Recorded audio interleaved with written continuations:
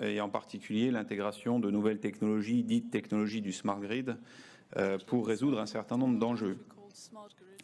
Donc Alstom Grid, nous traitons en particulier les thématiques de la ville intelligente, des smart cities, sous l'angle de l'énergie, donc de la réduction de l'empreinte carbone, l'intégration des énergies renouvelables, l'efficacité énergétique et finalement la connexion des réseaux d'énergie avec des nouveaux usages, dont les usages de transport dont on a entendu parler dans la présentation précédente. Alors, pourquoi est-ce qu'aujourd'hui on se trouve dans un scénario où effectivement un certain nombre de villes dans le monde se posent un certain nombre de questions autour de cette thématique, tout simplement du fait des enjeux dont on parle en ce moment autour du fameux COP21, donc où globalement la Terre est soumise à des évolutions climatiques majeures, où de manière générale, pour ceux qui ne sont pas spécialistes, les communautés scientifiques sont en train de sensibiliser les communautés politiques, si je puis dire, pour faire émerger, on va dire, un certain nombre de contraintes autour de la réduction du CO2 et essayer de maintenir finalement une trajectoire de réchauffement climatique qui soit dans une échelle supportable pour l'être humain, c'est-à-dire typiquement dans un réchauffement idéalement qui soit dans une fourchette de 2 degrés Celsius, au pire de 4 degrés Celsius dans les années qui viennent. Donc, pour faire ça, Alstom étant un acteur, on va dire, assez transverse dans le domaine de l'énergie, on se pose régulièrement, d'un point de vue stratégique et technologique, quelles sont les nouvelles technologies à mettre en œuvre pour permettre de répondre à ces enjeux. Alors, la première question, c'est où est-ce qu'on en est exactement? Eh bien, je pense qu'on en entend parler assez fréquemment dans la presse, malheureusement. Je pense que beaucoup de communautés, et notamment les communautés urbaines, les grandes villes, y sont très sensibilisées pour des histoires. Pourquoi? Parce que les citoyens sont finalement les premiers à être exposés aux problèmes de pollution. Mais globalement, on a du mal à faire émerger des réglementations suffisamment contraignantes sur cet élément du CO2. Et bon, en tant qu'industriel, comme beaucoup d'autres, on espère vivement que le COP21 permettra de faire émerger, on va dire, un certain nombre de réglementations qui nous semblent absolument essentielles pour permettre de déployer des infrastructures, on va dire, qui soient efficaces et dont l'empreinte carbone soit réduite dans les villes. Alors pourquoi est-ce qu'on pense que le domaine urbain et l'environnement urbain est un environnement particulièrement important pour déployer ces technologies? Bon, alors premièrement parce qu'on voit qu'au niveau État, c'est quand même difficile de fixer des contraintes. On voit les problèmes que ça pose entre pays pauvres, pays riches, etc. Ce qu'on voit aussi, donc finalement, c'est un timeline qu'on a essayé d'établir sur qu'est-ce qui pourrait conduire les villes à devenir smart dans le monde, on va dire, du développement durable et de l'efficacité énergétique. Ce qu'on voit clairement aujourd'hui, c'est que les villes sont les premières à être exposées à ces contraintes environnementales. On voit une chute massive du coût de production, on va dire, à base d'énergie renouvelable. Alors, un peu moins dans l'éolien, mais beaucoup dans le photovoltaïque. Les coûts du photovoltaïque ont été divisés par 3, on va dire, ces 3-4 dernières années. Et on va dire, les études technologiques estiment qu'on va rencontrer la même chose dans le domaine du stockage. Donc effectivement, la présentation précédente laisse espérer qu'on voit émerger des nouveaux usages autour du véhicule électrique de ce point de vue-là. Et tout ça autour, finalement, de nouvelles technologies de l'information qui permettront une nouvelle interaction entre l'usager énergétique et la disponibilité ou non de l'énergie, donc des technologies qu'on appelle en France l'effacement, qui permettront à un usager, au travers d'un compteur intelligent, d'interagir de manière tout à fait temps réel et dynamique avec le système.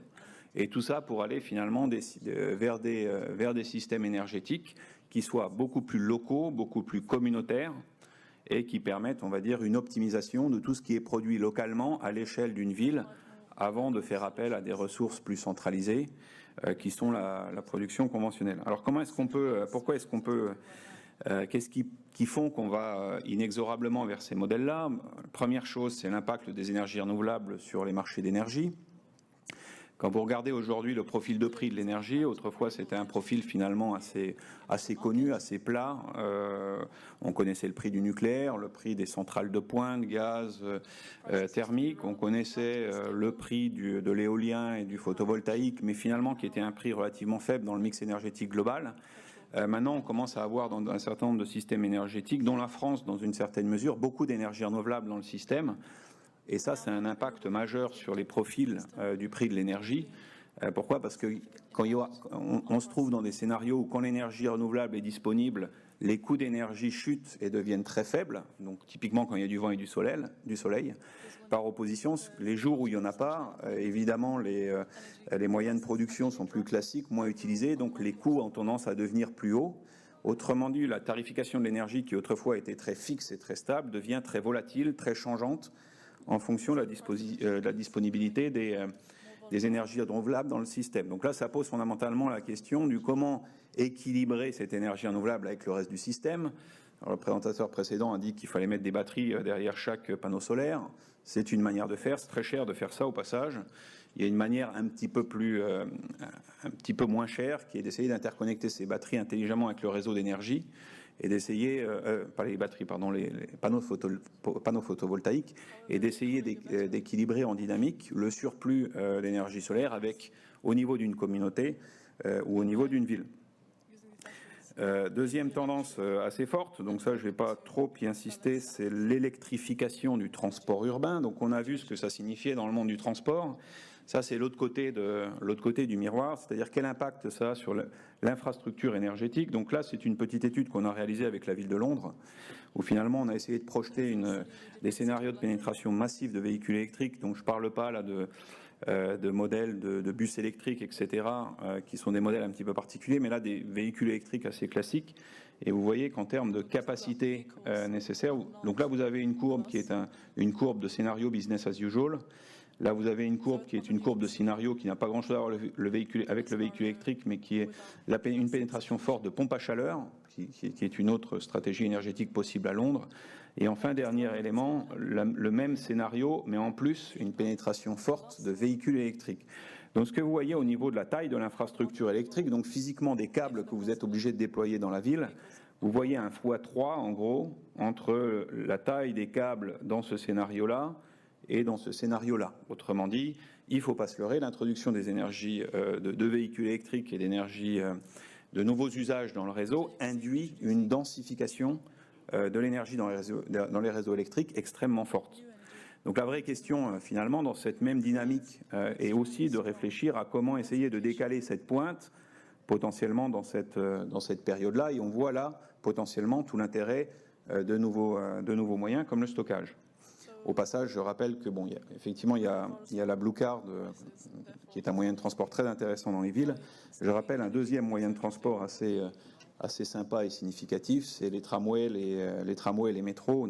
Alstom est un leader mondial sur ces sujets-là, et on voit globalement une croissance forte sur ces nouveaux systèmes de transport urbain, parce qu'ils sont, je le rappelle, extrêmement efficaces. Ils ont l'inconvénient de devoir parfois dédier une voie dans une ville à un moyen de transport particulier. Par contre, ça bat absolument tous les records en termes de flux de passagers, dès lors qu'une voie a été dédiée. Donc beaucoup plus efficace, par exemple, que même des Google Cars qui fonctionneraient de manière optimum dans cette voie-là. Donc c'est quand même le principe de fond du transport public. Alors tout ça fait que moi qui conduis un véhicule électrique, c'est que quand vous avez un véhicule électrique, vous devez vous connecter, vous charger souvent dans des gares RER, tramway, métro, etc. D'où une complexité supplémentaire, c'est que là où on a besoin d'énergie pour alimenter des métros, on a besoin d'encore plus d'énergie demain pour charger les véhicules. Donc en conclusion, la planification des réseaux d'énergie dans les villes, dans ces contextes-là, devient extrêmement complexe et elle n'a pas grand-chose à voir avec ce qu'on faisait autrefois.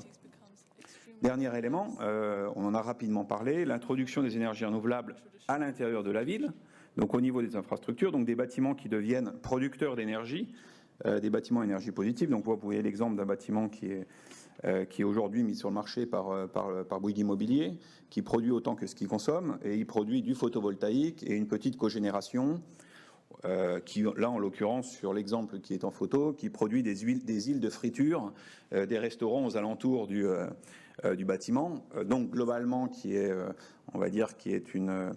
positif pour l'environnement parce qu'il produit de l'énergie à partir de déchets. Au-delà du fait qu'il est à énergie positive en moyenne sur l'année, donc il produit autant qu'il se consomme d'énergie, en termes de puissance, il pose un certain nombre de problèmes dans le réseau électrique, parce que ce même bâtiment qui a beaucoup d'énergie solaire, le week-end par exemple, personne ne consomme cette énergie, autrement dit il faut l'évacuer. Ça coûte beaucoup trop cher d'installer des batteries dans un bâtiment comme ça pour le stocker tout le week-end. Et donc le réseau électrique doit être capable de réabsorber cette énergie et de le redispatcher, de le redistribuer dans les alentours à des voisins qui sont potentiellement des particuliers, des résidentiels qui sont chez eux le week-end et qui peuvent être amenés à utiliser potentiellement l'énergie qu'il y a dans le voisinage. Dernier élément, l'élément on va dire plus IT, smart, etc., c'est effectivement le fait qu'on voit des nouveaux capteurs se diffuser au niveau des infrastructures, en particulier chez le particulier, dans tout ce qui est l'Internet des objets, Internet of Things, donc l'Internet des objets pour la santé, l'Internet des objets pour le bien-être, pour le domicile, etc. Et il y a, on va dire, le même domaine fonctionnel qui est l'Internet des objets pour l'énergie. Et vous voyez émerger finalement chez le particulier des apps, quelques exemples d'apps pour des thermostats qui sont intéressants, des apps pour gérer son appartement ou même des apps, on a lancé une petite apps avec une start-up qui s'appelle Igenco qui permet de gérer son énergie. Donc on voit que globalement, en lien avec le compteur intelligent, on voit que globalement il y a une consumérisation, si je puis dire, du domaine de l'énergie au travers de capteurs qui commencent à disséminer dans les environnements, on va dire, particuliers. Donc là, on trouve toutes les startups actuelles qui sont en vogue, les Netatmo et compagnie, qui commencent à amener des capteurs intéressants vis-à-vis du reste du système énergétique. Donc autrefois, là où l'énergéticien ne savait pas vraiment ce qui se passe en termes d'usage chez un particulier, si le particulier est d'accord et est prêt à partager cette information, effectivement, l'énergéticien va à terme avoir beaucoup plus d'informations pour piloter finement potentiellement un certain nombre d'usages. Donc ça pose finalement un vrai challenge pour le design des systèmes énergétiques urbains. Si je résume, finalement, on est dans un environnement où le prix devient fluctuant selon qu'il y ait ou non d'énergie renouvelable. On a de l'énergie renouvelable en trop par moment dans le système énergétique urbain en lien avec des bâtiments, des infrastructures énergie positive. On a des bornes de charge qui consomment plutôt au moment des pointes énergétiques. On a des nouveaux services de mobilité électrique dont on a entendu parler juste avant. Et on a des consommateurs qui ont maintenant des outils pour devenir acteurs dans ce système énergétique-là. Alors il ne s'agit pas de changer les usages énergétiques toutes les minutes, mais potentiellement d'automatiser un certain nombre de process dans l'usage quotidien. Par exemple, la charge d'un véhicule électrique. J'ai moi-même un véhicule électrique depuis très longtemps, effectivement, que ça se charge à partir de 10 h le soir, 8 h le soir, 6 h le soir ou 2 h du matin. L'impact à 7 h du matin est à peu près le même, c'est-à-dire que le véhicule doit être prêt à être utilisé au moment où on se lève. Et donc là, on voit qu'il y a des choses qui peuvent être utilisées pour gérer ça. Donc fondamentalement, ça pose la question de quel va être le modèle de l'énergie pour qu'elle devienne intelligente et qu'elle puisse être partagée de manière dynamique à l'échelle de ces micro-réseaux. Donc on n'appelle pas ça un réseau énergétique, c'est plus un petit réseau parce que c'est à l'échelle d'une ville. Et quel est le modèle économique à trouver autour de ça? Donc on en est aujourd'hui dans des phases pré-industrielles ou post-expérimentales, si je puis dire. Donc je vais prendre quelques exemples concrets. L'exemple de ce qu'on a fait avec la ville de Nice et avec ERDF en France, RTE, piloté par ERDF. Donc vous voyez finalement un exemple de quartier solaire qui représente à peu près une dizaine de mégawatts de consommation, de production, etc., dans lequel on a du stockage, des panneaux solaires disséminés à différents endroits du système énergétique et dans lequel on a travaillé avec ERDF sur un nouveau modèle de système d'information qui permet une transaction énergétique peer-to-peer, si je puis dire, si je fais un peu le schéma avec ce qui se passe dans le monde Internet, entre différents usagers de cette maille locale. Autrement dit, un monsieur qui est chez lui, qui n'a pas de panneau solaire chez lui, on lui envoie un certain nombre de signaux pour permettre de réagir dynamiquement vis-à-vis de la disponibilité d'énergie solaire dans son quartier, chez son voisin, et potentiellement d'être rétribué d'un certain nombre d'actions qu'il est amené à prendre, donc des heures creuses solaires et des choses comme ça. Donc première étape. Donc ça, c'est un projet sponsorisé par la Commission européenne et par l'ADEME, qui a permis de faire émerger on va dire un nouveau modèle. Donc là, vous voyez un certain nombre d'infrastructures. C'est par exemple l'infrastructure de stockage qui a été mise en œuvre à l'échelle de cette micro-communauté. Deuxième exemple, donc là, on n'est plus sur le réseau public ERDF, mais on est plus sur un réseau privé Donc là, vous êtes sur une infrastructure privée, derrière le compteur électrique, dans laquelle on a un grand campus et dans laquelle, on va dire, le propriétaire de ce campus a pour objectif de réaménager complètement ce campus en y introduisant du véhicule électrique, de l'efficacité énergétique, du solaire photovoltaïque stockage qui souhaite autoconsommer dans un mode communautaire, et le tout en lien avec un réseau électrique. Donc je rappelle, encore une fois, par rapport à ce qui avait été dit dans la présentation précédente, on est en France dans des infrastructures urbaines relativement développées. C'est très rare d'avoir un bâtiment qui n'est pas connecté au réseau. Donc toutes ces logiques ne sont pas développées dans des logiques microgrids complètement isolées, mais bel et bien coordonnées, synchronisées avec le réseau, le reste du réseau énergétique. Donc là, tout l'enjeu est de par-dessus ces couches hardware matérielles installées de capteurs à l'échelle du bâtiment, de mettre en place un certain nombre de couches et d'outils logiciels dans le cloud qui permettront à l'opérateur de cette infrastructure de co-optimiser l'usage de son infrastructure, de trader l'énergie avec ses voisins et de faire des choses comme ça. Donc ça, c'est une infrastructure réelle, c'est le Challenger, pour ceux qui connaissent, le siège de Bouygues, qui est situé vers Saint-Quentin-en-Yvelines, en France. Ça tourne, ça fonctionne. C'est visitable et ça a été fait à des fins de prototypage technologique. Alors là, on en est sur la base de ces prototypages technologiques. On a avancé maintenant l'étape suivante avec un certain nombre de villes. Donc je vais vous prendre ici l'exemple de la ville de Philadelphie aux États-Unis, où effectivement on est dans une démarche où la ville souhaite réurbaniser une part complète de son infrastructure urbaine qui est typiquement autour de ces anciens chantiers navals, donc ancienne base militaire de la Navy, et qui s'est donné pour objectif de réindustrialiser ça en urbanisant, en installant du commerce, en installant du résidentiel et en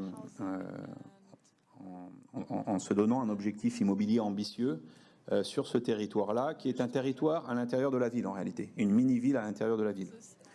Donc dès lors qu'ils ont commencé à faire leur scénario, le premier enjeu pour eux, ça a été de projeter ce que serait l'image de ce système énergétique, étant donné les ambitions qui se sont données sur ce périmètre, et donc de faire ce qu'ils appellent un Energy Master Plan. Donc pas seulement de regarder quelle est leur stratégie d'urbanisation à une échelle infrastructure, bâtiments, routes, etc., mais bel et bien de faire une translation du besoin en termes de gaz, puisqu'on est à Philadelphie, le gaz de schiste est quelque chose de très populaire, en termes d'énergie renouvelable, en termes d'enjeux d'efficacité énergétique, en termes de consommation d'eau, etc., etc. Donc c'est une nouvelle approche où finalement, dans une phase de développement urbain, on ne se pose pas juste la question de l'infrastructure, de la gare, du bâtiment, etc., mais aussi de l'impact environnemental qu'a cette infrastructure.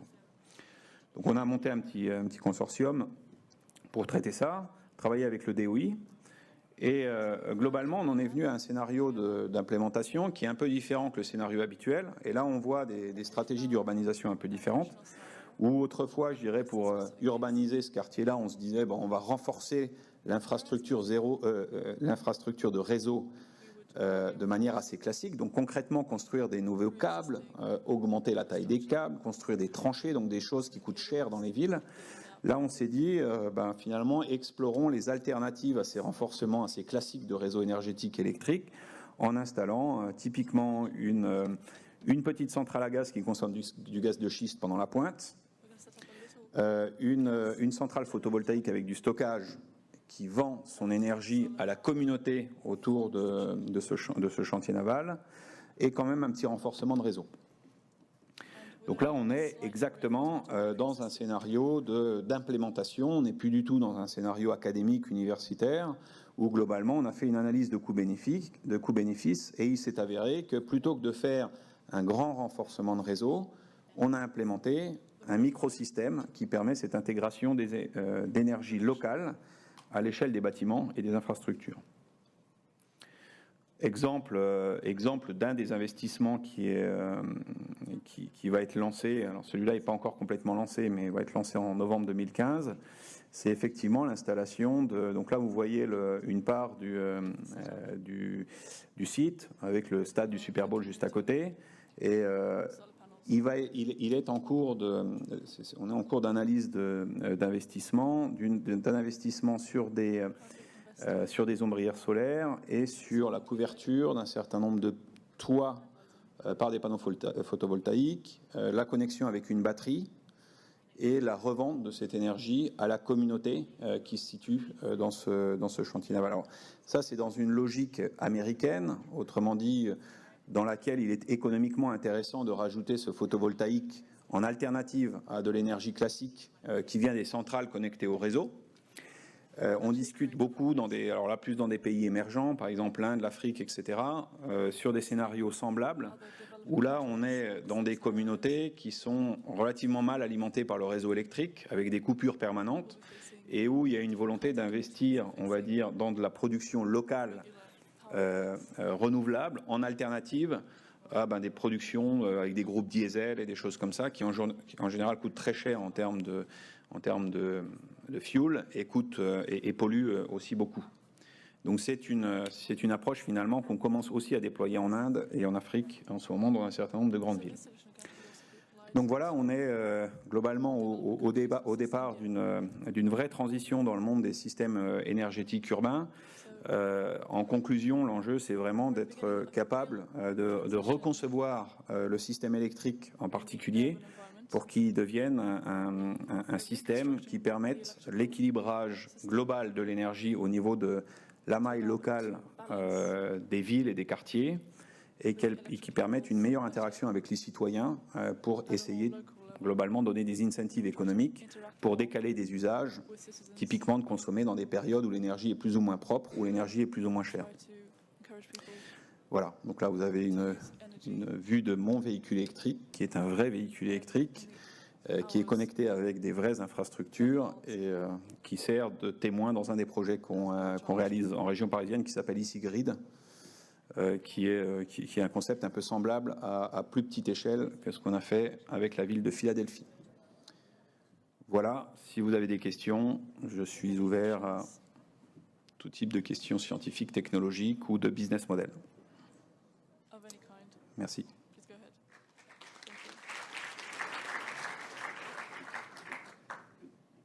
Oui.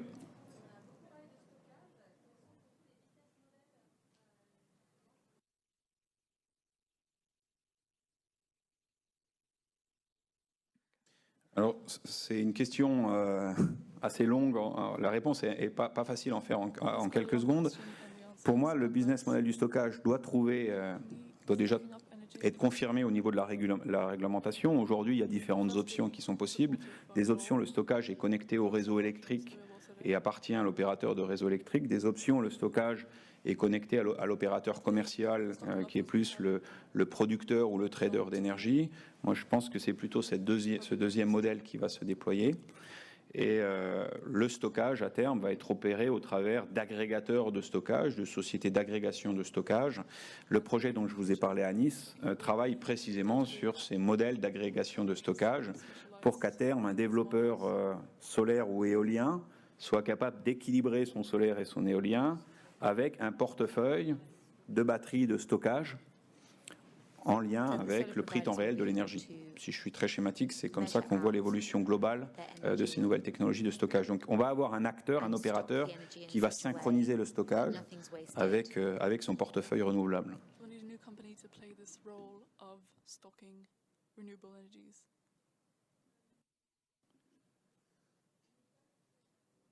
Ok. Merci. Ah, une dernière question. Merci beaucoup. Est-ce que le cadre réglementaire est en place pour avoir des prosumers, donc des producteurs consommateurs actuellement? Alors, il ne l'est pas encore vraiment. Par contre, on a des exemples qui montrent ce qu'il faudrait faire pour le mettre en place, et notamment aux États-Unis. Il y a des gros marchés américains qui ont fait l'effort d'aller jusqu'à des modèles qui permettent vraiment d'impliquer le prosumer. Et je pense que c'est ça qu'il faut vraiment qu'on fasse en Europe rapidement. Donc il y a une consultation en ce moment par la DG Énergie, je crois, qui réfléchit en ce moment à des nouvelles directives pour réorienter le marché d'énergie. Je pense que ça devient extrêmement urgent. qu'on mette au point cette réglementation pour, d'un côté, incentiver le prosumer et de l'autre côté, redéfinir un peu des modèles associés au développement des énergies renouvelables qui donnent des vrais incentives aux développeurs à équilibrer leur énergie renouvelable en lien avec des portefeuilles de prosumer. Donc aujourd'hui, c'est une des barrières majeures qu'on rencontre dans le développement de ces projets-là dans les pays industrialisés. Je vous ai parlé de Philadelphie, ce n'est pas un hasard que ce projet soit fait à Philadelphie. Il est fait dans un environnement de marché qui est le marché PJM, qui est un gros marché d'énergie aux États-Unis, qui est connu comme étant le marché le plus ouvert et qui donne les meilleurs incentives au stockage et aux prosumers. Donc c'est une preuve par A plus B que le design du marché et la réglementation de l'énergie est absolument essentiel pour pouvoir développer des systèmes d'énergie communautaires comme cela. Au passage, il y a une petite étude qui a été faite par SEDC récemment en Europe qui dit que la France finalement fait des étapes très intéressantes très récemment sur ces domaines-là. Il semble qu'on soit en France dans un contexte réglementaire qui soit relativement proche de celui qu'il faut avoir pour pouvoir lancer ce type de business. Donc on espère que ça va se développer rapidement en Europe, en particulier à partir de la France.